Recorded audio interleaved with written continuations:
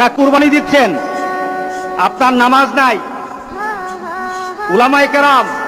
উলামায়ে কেরাম কিন্তু বলেছেন যাদের সাথে নামাজ নাই নামাজি ব্যক্তি যেন তাদের সাথে কুরবানি না দেয়, কারণ বেনামাজির কুরবানি হবে না।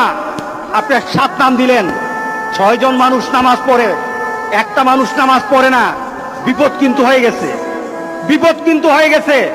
কারণ 6 ব্যক্তির অংশটা কিন্তু আরেকজনের সাথে সংযুক্ত হয়ে আছে। ওই ব্যক্তির বেনামাজি হওয়ার কারণে উলামায়ে কেরামের মতামত নামাজ যার থাকে না কুরবানি তার হয় না। সুতরাং আমরা আজকে সিদ্ধান্ত নেব ইনশাআল্লাহ নামাজ ছাড়বো না। রাজি আছি সবাই? কি ছাড়বো না বলেন? নামাজ ছাড়বো না। নামাজ কায়েম করার পর